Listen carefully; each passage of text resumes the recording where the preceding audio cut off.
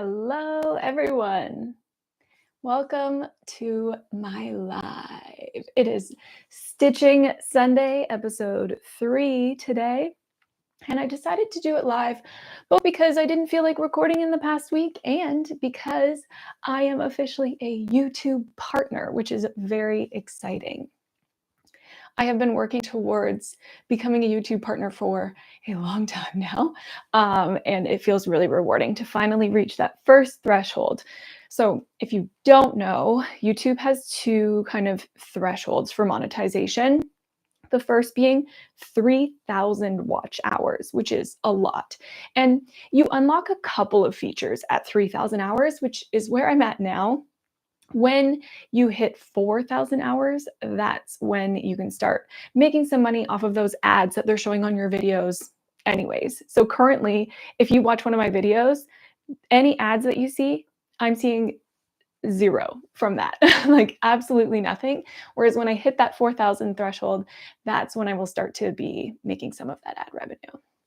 I'm just gonna have a sip of my tea. I have a little froggy in my throat today, and then we'll get started on Stitchin' Sunday. I'll tell you all about what I'm wearing and what I'm working on. So the last Stitching Sunday episode, or the last two Stitching Sunday episodes, have been very frog heavy. I have been talking about how none of my designs seem to be going right now, and I just continue to need to frog. So in the last Stitching Sunday video, I showed you this sweater, but I showed it in black and white, and now you can see it in color. Of course, this camera is not picking up the color the way that it should be, but it's the new purple basil colorway from the Frosted Stitch. So it's like this beautiful, deep purple color with these subtle undertones of green. It's so beautiful. Anyways, this is it in color, and I showed it to you in black and white, where I had a chunk of the body done, like the whole yoke, a chunk of the body, and most of one sleeve done. And I wasn't going to admit it, but I did end up frogging that again. I I wasn't happy with how it was feeling on my shoulders. It was feeling like it was pulling on my shoulders, and I don't have particularly wide shoulders. So I think I just needed to adjust where the spacing of the increases were, which meant I had to frog all the way back to the collar. So where I was like, I'm going to bring this to BC and finish it in BC, to where I actually left when I went to BC, having only the collar done, were a little different. But via planes and my niece's nap times, I was able to finish a very good chunk of the sweater in BC. I basically got the whole body done except for the hem, which I'll show you shortly, and I got a whole sleeve done. And the whole sleeve I actually got done on the plane. It's like a 5-hour flight. I was just sitting there crocheting the whole time and got a whole sleeve done. So that felt pretty good. It did take me the entire flight though. Like every minute of the flight, I was just like crocheting like crazy. So this is my October sweater. It does not have a name yet. If you're familiar with my designs, I always give my designs a woman's name. But in the past week, I decided that since this is just like a basic sweater, I'm actually going to make it for both the men's and the women's sizes for the Craft Yarn Council sizes. So now I'm like, I need some kind of gender neutral name. So if you have any ideas, pop them in the chat, because I don't know what I'm going to call this one yet. Also, in the last Stitching Sunday video, I talked about not being sure what I was going to be doing with the sleeve or with the hem. Hello, good morning, Angry Panda. So I wasn't sure what I was going to do with the sleeve. I knew I wanted a similar sleeve to my Faye sweater, which has like a wider sleeve and then a tight cuff. And that's kind of the route I went. So, boop, I have this nice, it looks like knit 2x2 ribbing, but it is a row of half double crochet back loops only, and then 3 rows of slip stitch back loops only. And I did do, I'm going to show you the whole thing, and I am wearing tiny, tiny shorts because it is still really hot here. So I did the tighter cuff and not quite as loose of a sleeve as my Faye sweater, but pretty close. And then for the hem, I did a similar thing where I kind of made the hem a little bit tighter to the body than the body of this sweater. It's just that like that classic crew neck sweater look that I was going for. I didn't want to make it as extreme as my Marzana sweater, where my Marzana sweater has a lot of ease and then like bunches in at the hips. So it's kind of a hybrid of those two. So yes, this is my October design. It is officially done, and the testing call is open for it currently. The testing call does close on Tuesday at the end of the day. I put the link to test kind of everywhere, but I put it in the description for this video, and it's also available via the link in my bio on Instagram or ilovetinderbox.com/links. You'll find it there as well. So I hope that I'll see you there in applying. Most of the women's sizes I think I've got coverage for now, but I do really need help with those men's sizes. So if you are a man and want to make it, or if you are not a man and want to make it for a man in your life, please apply. I'm looking for lots of male testers for this sweater. Okay, let me check my little listy poo here.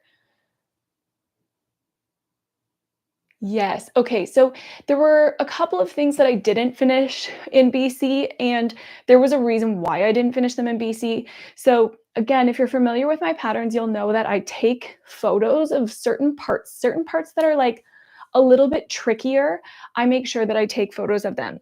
So the 2 trickiest parts of this sweater are attaching the sleeve, because I wanted to show where and how to attach when you start the sleeve, and then how to work the hem, because the sweater is worked in turned rounds this way, but then the hem is worked in turned rows this way. You will have the option to seam it, but I do mine, I join it as I go. So I'd like to take pictures of how I do that as well. So I had to leave the hem, and I had to leave at least a whole sleeve for me to do when I got back. And that's essentially exactly what I had left. So I was able to finish up the rest of the sweater last weekend. And that's why I didn't do a Stitching Sunday video last weekend, because I was busy madly stitching that second sleeve. Okay. Then, since I finished this last weekend, I was finally able to cast on my next WIP. My next WIP, if you remember, is with this beautiful sparkly yarn. I love that the sparkles actually show here. That's great. This beautiful sparkly yarn from Bad Sheep Yarn. And the plan for it is to do another sweater scarf, but this time with cables. So I knew I needed to do 2 swatches. I needed to do a swatch for the cuff with the ribbing, and I decided to go with the same ribbing that's on this sweater because it's so beautiful. So this is my swatch of the ribbing, and the sparkles aren't looking so sparkly on camera, but in person, it is super, super sparkly. That's beautiful yarn. Yes, it really is. I love the color as well too. We're going for festive. So the pattern and the kit with Bad Sheep Yarn are going to be coming out early November or mid-November. So we're kind of thinking that this could either be a great Christmas present, or if you get it right away in November, you could make it for yourself for holiday parties. So that is the swatch for the cuff. While I was making the swatch for that cuff, I decided to try using my new hooks. And if you saw my last video, I bought this interchangeable set of hooks off of Amazon. Don't tell. It's not a place that I shop from often, but I bought them there. So I decided to use those hooks, and I got like halfway through that first swatch and my hand was already sore. So I think the conclusion on those hooks is that they are slightly too heavy, unfortunately. They might be better for thicker yarn or something that isn't quite as like finicky. Like back loop slip stitches are a little bit more of a finicky stitch. They're beautiful, they're worth it, but having that heavy hook and having to like carefully mind where I'm putting each stitch was definitely very challenging. So I ended up switching back to my trusty Furls Odyssey hooks, and that's what I'm going to be making this sweater scarf with. So we'll see. Maybe one day those hooks will be able to be used for a future project, but this was not the one. So then I was also trying to determine what cables to use in the body of the sweater scarf. So if you're not familiar with sweater scarves, essentially there's a cuff and then a big, long, wide piece of fabric and another cuff, and you can wrap it around your body so it almost looks like a sweater, but it is also mostly just a scarf, and it makes it a lot easier than a traditional garment where you're trying to fit all of the different parts of your body in. So I had loaned 3 books from the library. I knew that I was likely to find what I wanted and what I needed in the indispensable stitch collection, because this is like the Bible for crochet stitches. And I did loan 3 books, but I found both of the cables that I want to use in this one. So I decided, like those cable sweaters where they have thin cables going down the side and then some kind of big cable down the center, that's the look I was going for. So I needed a thin cable and then I needed a thicker cable. So the thin cable, I'm going to do this braided cable, which I think is really beautiful. It looks exactly like a hair braid, like a three section hair braid. And that's what I used to make my swatch. I love it. I'm absolutely obsessed with it. I wish that the sparkles would show on these swatches. I mean, they do a little bit. So what this will be essentially the 2 outside edges of the sweater scarf will be these cables like that. Are we seeing the vision? I hope we're seeing the vision. What was the book? Sorry, Yarn Duck. It's Indispensable Stitch Collection for Crocheter by Melissa Leitman. Basically, every library I've been to in North America has this book. It's a great one. I've used it many a times. It has everything from the basics like single crochet all the way through to like intricate lace, cables, edges. You can find some really cute edging on things too. Definitely a big fan of it. So this is what the outside edges are going to be. And I didn't want people to have to make a third swatch. So I decided that this is going to be the swatch for the cables.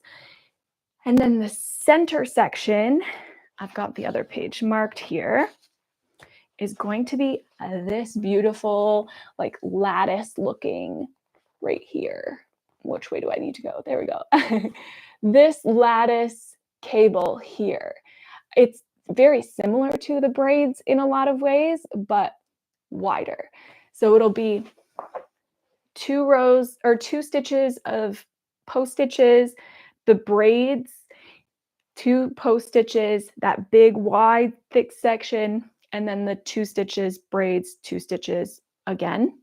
And I did the math based on my swatch, and it's the exact width that I need. So we love when things work out just like that. It worked out perfectly per my math. We'll see what happens when I actually get to stitching that part of the sweater scarf, but it's looking hopeful. So I did start on the cuff. This is how much of the cuff I have done, maybe like a half of it. So you can see the ribbing. You can actually see the sparkles pretty good in this one. And the thing I love the most about this ribbing in particular is like just how stretchy it is. It's so stretchy. So the cuffs on the sweater scarves, obviously we want them to fit pretty snugly to our wrist, but then they also go like right up to the elbow and kind of over the elbow, how some people wear them. So we want that to be nice and snug all the way down. We don't want it all loose and floppy around the wrist. And that, I think, will fit the bill. So that is what I'm currently working on. Because of all of the frogging of late, I am feeling a little anxious and a little stressed about my timelines, but I should be able to get that one done in the next like week and a half to 2 weeks or so. And then I'll be caught back up because I don't have a garment pattern coming out in December. So I have a whole month of time bought with that, which is exactly what I need right about now. All right, then the cable sweater scarf. We gave them, showed you the book and the cuff. And next exciting thing that's happening is my Macy Maxi skirt. Let me get it facing the right way. My Macy Maxi skirt, this big long girl with the beautiful curved hem with the split on the side, is coming out next Thursday. My testers have just finished up testing this. I will be doing some edits and getting the materials needed to make your own Macy. Probably this week I'll be posting that on my Instagram. So if you are interested in the Macy Maxi skirt, look for info on that coming ASAP to an Instagram near you. The next exciting thing, it's actually something that just happened, and I posted it while I was in BC, was a collaboration reel with Quince & Co., which is the company that I did my last sweater scarf with, that pink one with the diamond stitches on it. I posted that reel and I asked all of my followers to please go and engage and like and comment, and you all showed up. The engagement on that reel was incredible, and Quince & Co. was thoroughly impressed. So here's hoping that Quince & Co. and I have some collaborations again in the very near future. We're talking right now, so we will see. The last thing that I said I was going to talk about today is kind of my design process from start to finish, because in these Stitching Sunday videos, I can understand like it kind of seems chaotic. I've got a lot of things going on all at once, and it is a little bit chaotic, but I try to plan everything in quarters. So right now, my things that are in testing are my like, I guess they're kind of Q3 into Q4, but my Q4 designs are all set and they have been for months. And I'm working on pitching my Q1 2026 designs to yarn companies and indie dyers for collaborations in Q1. So that's kind of where the design process starts, is a good like 6 to 8 months beforehand. I am looking for inspiration. I'm looking for inspiration out on the street. I'm looking for inspiration on the racks at clothing stores. I am looking for inspiration on fast fashion websites. And no, I do not feel bad about that, because fast fashion websites steal from indie designers all the time. I do make sure that what I am looking at from the fast fashion designs or websites, that I kind of tweak them and make them my own in case they have ripped that off from an indie designer. Covering my bases. It's just inspiration. Once I have the inspiration photos, I then think about who I want to work with for it. Is it something that I want to use a bigger yarn company for? Maybe try and do a kit like with Lion Brand or Quince & Co. or my upcoming one with Bad Sheep? Or do I want to work with a smaller business, an indie dyer? I used to almost exclusively work with the big box stores. Then I kind of went into almost exclusively working with indie dyers. And now I'm trying to do a blend of like small, medium, and large. So we have the smalls, like the Frosted Stitch. We have the largest, like Lion Brand, my Macy's skirt that's coming out next week. And then the mediums, the Bad Sheep yarns. So we have a good representation of what's available and what is out there, both to try out different things and to try and find yarns and things that are accessible for my customers and my lovely loyal followers. Oh, I'm just seeing that now. Cables make everything better. It is just true. They're going to be really beautiful, and I'm going to do my best to make them as easy as possible. So then once I've got the inspiration and once I have the idea of who I want to work with, I then email them and I say, hey, I'd love to work with you again. here's the idea that I have. Here's when I'm hoping to launch it. Are you interested? And this gets tricky because you want to make sure that you're not pitching the same idea to multiple people at once. So the options are to either just pitch one idea to each one, or pick who you want to work with the most, pitch them all the ideas so they can pick one, and then pitch the leftovers to other companies or other businesses. I don't think it makes a big difference one way or the other. Um, I think I mentioned this in a previous video too. I have so many ideas right now. I am like overwhelmed with ideas. So for me, I I'm pretty comfortable being like, okay, well, January, I know I want to work with this company. I'll pitch them 3 designs. February, I know I want to work with this company. I'll pitch them 3 different designs. And I work that way. It does get a little heartbreaking doing it that way though, because sometimes they'll pick the design that wasn't necessarily my favorite of the group. And then I'm like, well, I have this very wintry design idea that now I'm not going to be able to do for another whole year. But that is kind of how it works for me. So for example, with Quince and Co right now, I just pitched them 4 designs last week. I haven't heard back yet to see which ones they like or which one they like, but I pitched them a whole bunch. I was like, here are the ideas. What one do you think fits your brand the best? We'll see how it goes. So that is all happening about 6 or 7 months in advance, typically, where I'm pitching the ideas, negotiating the terms of whatever agreement we have between me and the yarn company or yarn indie dyer business. And then I get the yarn and start working on it. So I'm typically working on a design at least 3 to 5 months out, depending on how long I need to give for testing. So if it's a dress and I need to give like 12 to 15 weeks for testing, I need to be working on that dress like 5 months in advance. If it's a hat, maybe I could be working on it like 2 or 3 months in advance, but it is a very long lead time, which means I'm finishing things like crew neck sweaters in the heat of the summer, and I am melting a little bit right now. But it's okay. It's okay. It's all part of the design process. I guess I could get myself to a point where I'm working a whole year ahead, but I don't think I want to do that. I don't think I have the means to do that. I'm already feeling, I always say when I get to these points where I'm feeling behind, it's like I'm running downhill. You know, when you're running downhill and like your feet can't keep up with your upper body, that's where I'm at right now. And I feel like it's always that way going into fall. Fall is like the busy season, and there's just so much to do all at once. And the projects leading into fall take more time too. It takes me longer to make a sweater than a tank top. Got these big old sleeves to make. Okay. So now that I've pitched designs to a company, the next step, yeah, is to get making them. And I put a question box up on my Instagram stories. I should have done it a few days ago, but I just did it this morning.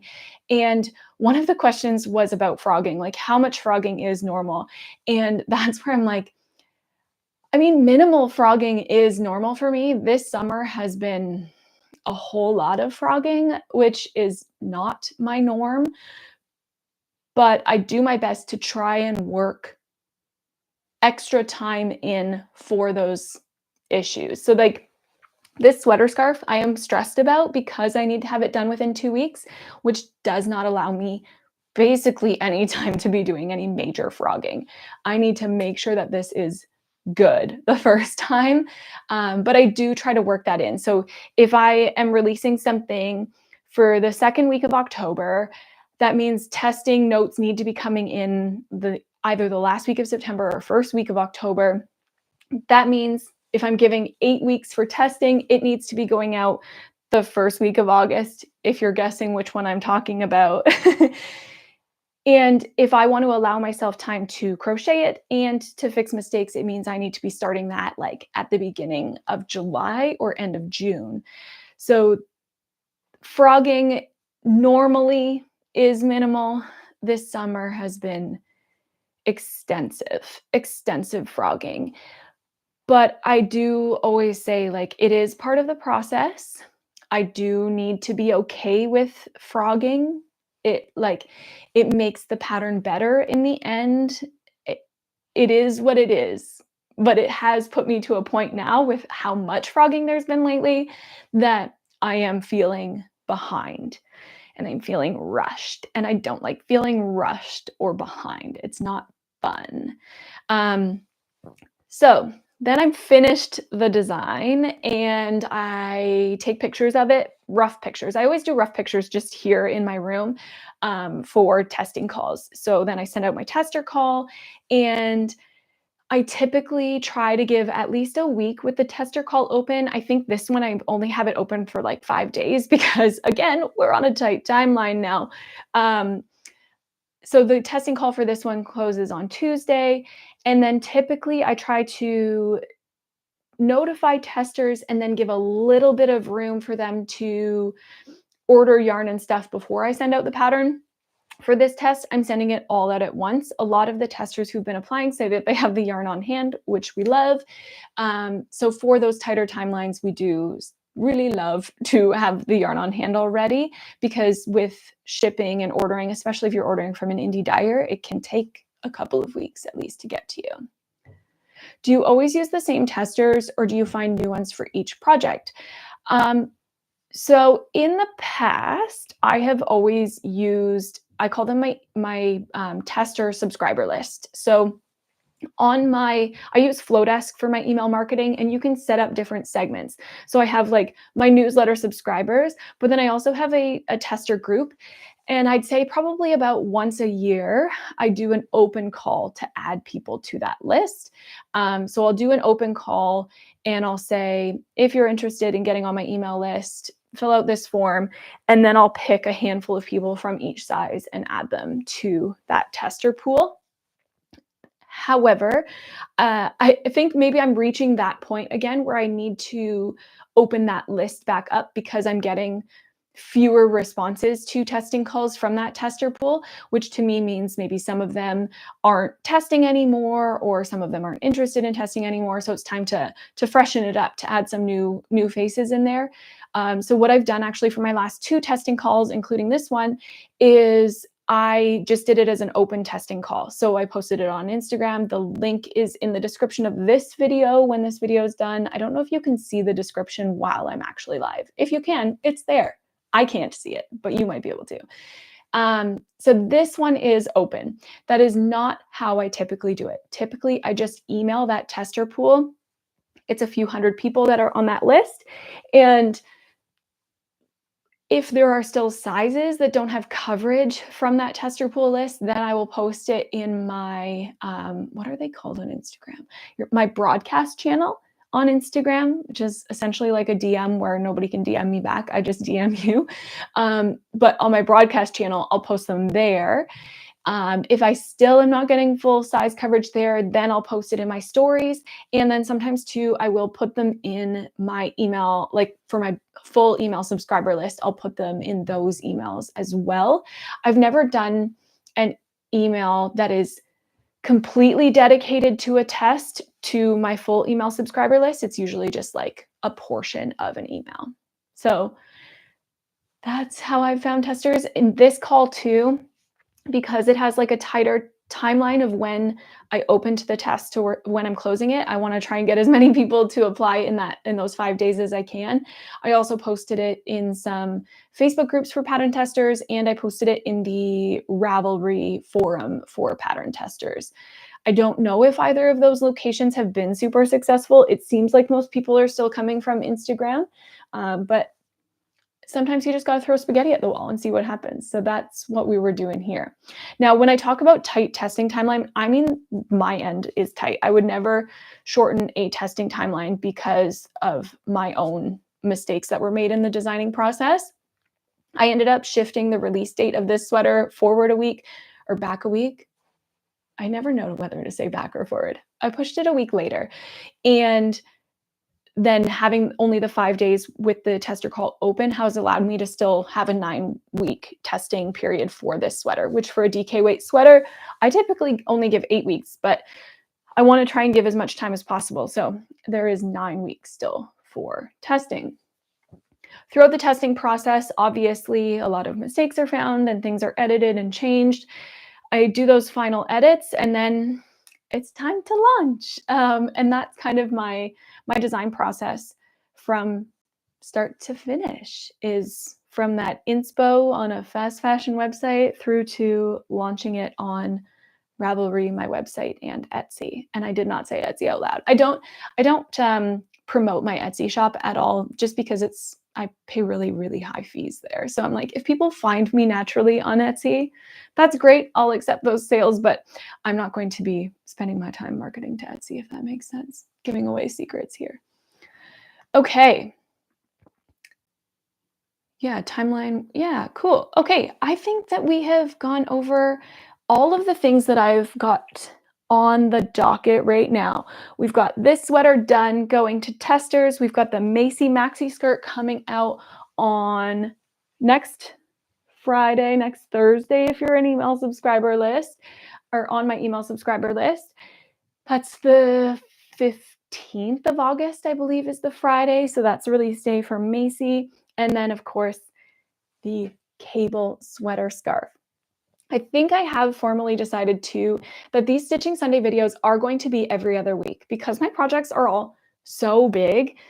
Some weeks it's just like all I did was like work on the body of this sweater. Like, it just doesn't make sense to do a whole other Stitching Sunday video on it when it really doesn't look any different than it did the week prior. It's just longer.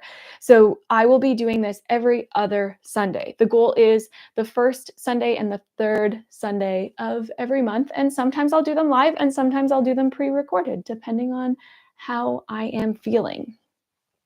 Now, there was one other question in my, oh, I remember what it was. It was, how has my designing process, or how has the way I write patterns, evolved over time?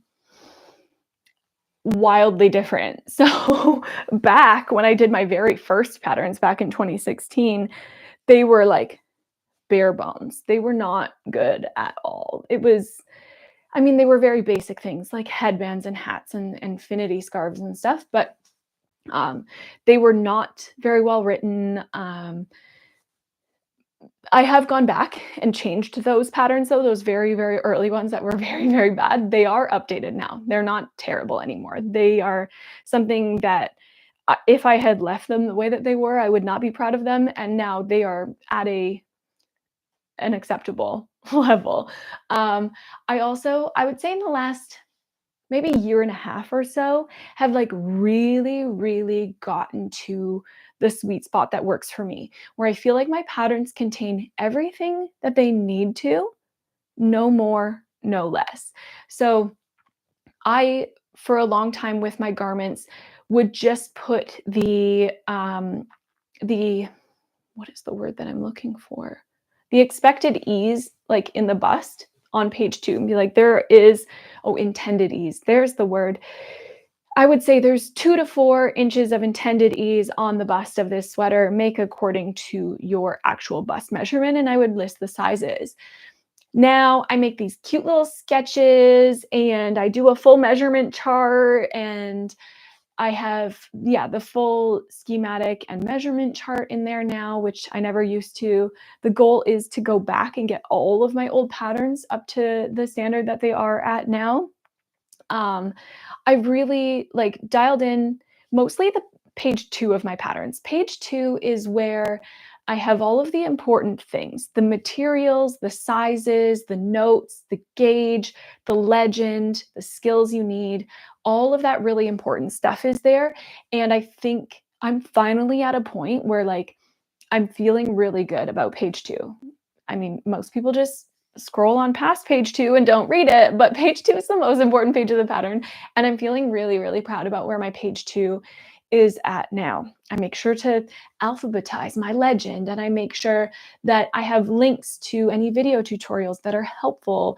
And what What else is there? Oh, I've started listing both imperial and metric for the yarn usage, for finish measurements, and for sizes.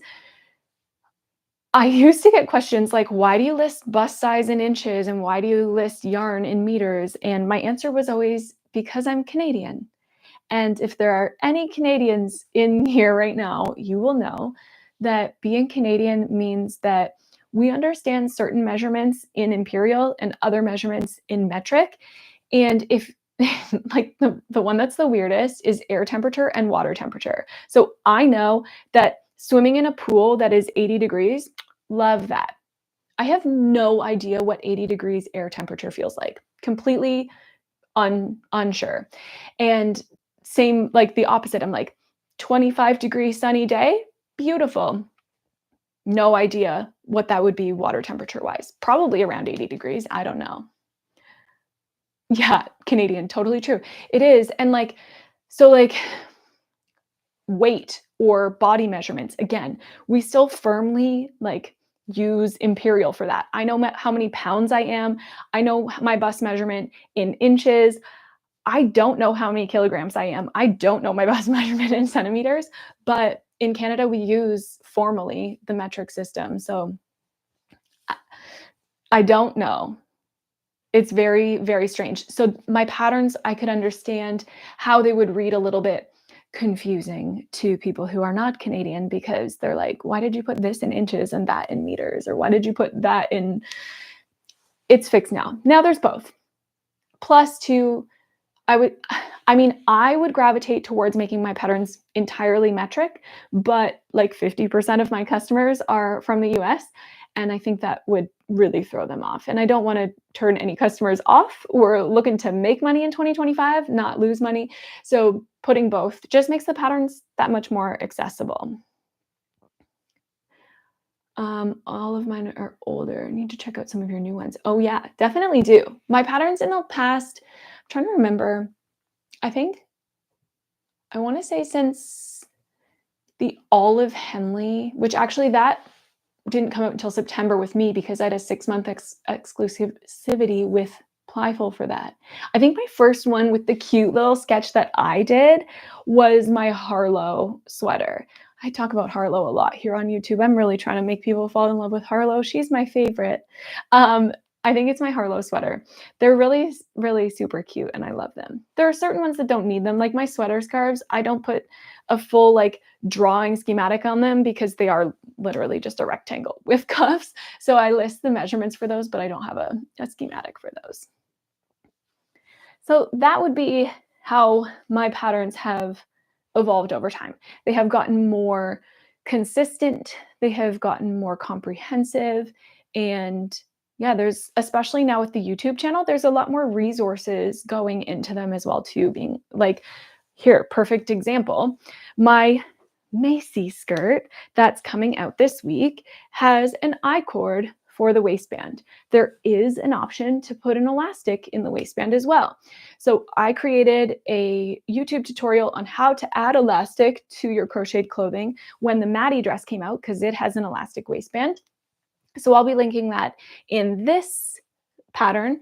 And then also, because I just recorded it last week, I made a YouTube video on how to make an I-cord. And I'm not talking about just how to make an I-cord the old way where you're like fiddling with loops. I show that way, but then I show you 3 easier ways as well too. So this YouTube channel is making my patterns a lot better as well too, which is really exciting and lovely. So this pattern will have both of those things linked. I should really link my gauge series too in my patterns. I've never done that, but I should because some people don't know how to accurately get gauge, and I have 5 YouTube videos about the importance of gauge, how to do it, how to get it right, how to tweak it. So yes, that's my answer. Long version. All right. I think we are going to sign off here. This is now 40 minutes. I wanted to try and keep it under 30. Apparently, I had a lot of things to update you on. Thank you all so much for watching. Thank you all so much for the congratulations I've been getting on in my Instagram story about becoming a YouTube partner. If you haven't checked out my other videos, do go and check those out now because I am still trying to hit those 4,000 hours. I am just over 3,000 now. My goal is to hit 4,000 by Labor Day. So I only have 1 month left to hit that goal. And I will see you on the next Stitching Sunday in 2 weeks. Thanks, everyone. Bye-bye.